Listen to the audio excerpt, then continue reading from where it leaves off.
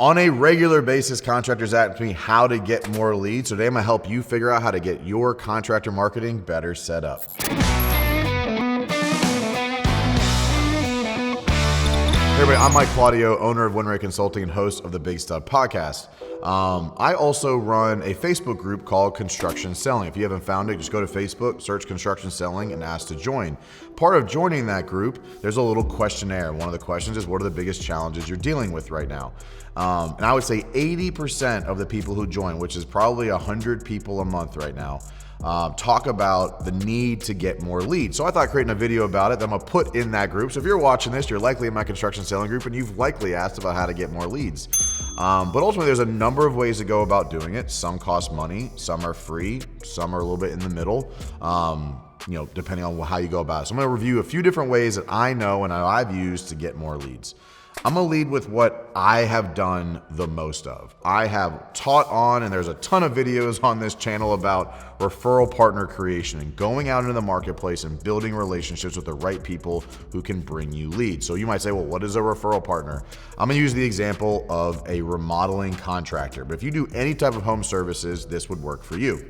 I sold remodels for a couple of years. I sold $3 to $4 million worth of remodels in a 2-year period, and I did not spend a dollar on marketing or leads. I went out into my marketplace, found real estate agents, property management companies, financial investors or financial advisors and investors who said, I can do this product or service. I can remodel homes. I believe you have clients with a need. Let's talk.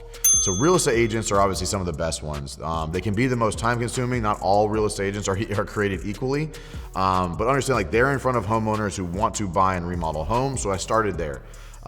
Basically went out and had a value proposition like, hey, if you're a real estate agent that's struggling to find a general contractor that will call you back and help your clients make their vision come to life, I'd love to have a conversation with you.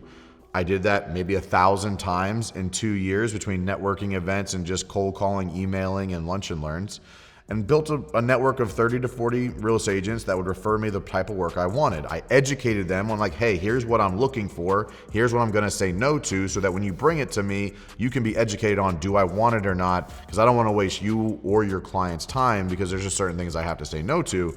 But that was how I went about doing it. If you need more leads, go build more relationships. It's really that simple. I'll tell you, if anybody's watching this who's a client of mine, you know for a fact it has worked. There has not been a single client. I've coached over 100 companies in the last 2 years now who have all benefited from going out into their marketplace and building relationships with people who are in front of their ideal client. It works literally 100% of the time. Other contractors is a good one as well. Like when I was a smaller contractor, I called bigger contractors and said, hey, I know you don't do projects under 100 grand. I'd love those. I'd love to take those off your plate.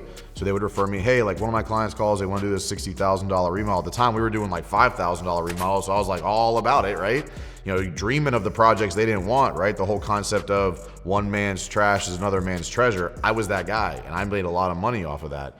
But same thing as a bigger contractor with smaller guys. If you're a remodeling contractor looking for the projects that are $75,000 to $200,000, call handyman who don't have a general contractor's license or can't handle those bigger projects. Say, hey, when one of your clients has a project that's too big, send them my way. We'll work something out. Another great way to get leads and building that ecosystem of referral partners who can bring you opportunities. So that's the free effort. Time is part of that. Maybe you have to buy some lunches or some coffees or something, but for the most part, it doesn't cost a lot of money.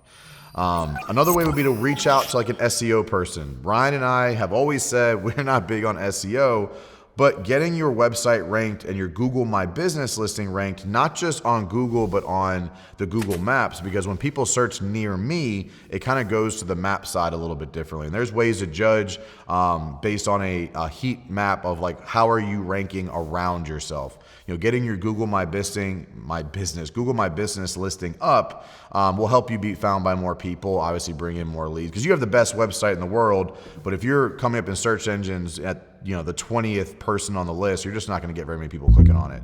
So that's another way. Get the SEO up, get ranked a little bit higher. Paying for lead generation services is another one.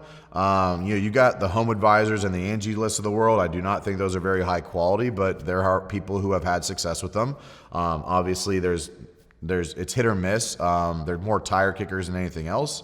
But ultimately, you can pay them per lead and get opportunities to maybe kickstart your business or get your business off the ground. There's also like other lead generation marketing companies who can help go out and do that for you. And there's another service out there where people will build landing pages in your marketplace and then sell you the leads from that landing page. Let's say like charlottefencing.com. Someone built that website and then sells those leads to fencing contractors locally because they were able to get themselves higher ranked and bring in leads for themselves. So there's a number of different ways to go about it. Some are more expensive than others. Some can be very expensive. I know people that have spent $5 to $10 grand a month on Google advertising and SEO services. And like, that's a lot of money for anybody. Wherein you go make 50 phone calls this week and find opportunities like now. Because there's somebody in your marketplace right now that is saying, man, I just wish I could get somebody to call me back. Wish I could find a roofer. Wish I could find a plumber. Wish I could find a contractor that would get back to me. Wish someone would actually show up or send the proposal they said they would. That person just doesn't know about you yet. So you need to do your job to put yourself in front of them so that person gets a good quality product, a good quality project, and a great client experience. Here's the biggest thing about lead generation. Don't overthink it. Many people think like, well, that person probably doesn't need me, or that person probably already has somebody. Go be somebody's backup until you get an opportunity. I mean, it worked for Tom Brady. It can work for you. Like, don't overthink this. Just go get awareness, and awareness will turn into opportunities if you do your job consistently, if you have a great client experience, if you have a good product or service. All those things are important, but if people don't know about you, none of it matters. One last thing I'll tell you that I think not enough people do is reaching out to previous clients at that 6 or 12 month mark, seeing if they're still happy and asking for referrals, right? That person has neighbors, coworkers, people in their neighborhood, mom groups, Facebook groups, next door groups, all the stuff. They know people that are asking. Maybe they're not thinking about you. You're not top of mind. So reaching back and saying, hey, are you still happy with what we did for you? If so, is there anybody that you know that might want a similar experience or a similar product or service right now? Ultimately, it's in your hands. How hard are you willing to work? If you think you're just going to sit back in your office and the phone's going to ring and you're going to make a bunch of money, you're just wrong. Like, that's just not going to work in today's environment. You got to put either money, effort, time into it in order to grow your business, because there's a lot of competition, but there's not a lot of great competition. I firmly believe that there are significantly more quality clients than quality contractors to support them. I mean, Ryan will tell you he tried to get a remodel done and get some work done and had a handyman do some stuff, and look back on the podcast, it was not a good experience. There's significantly more high quality clients, and I believe high quality contractors to help them. It's your job to get yourself in front of them by any means necessary.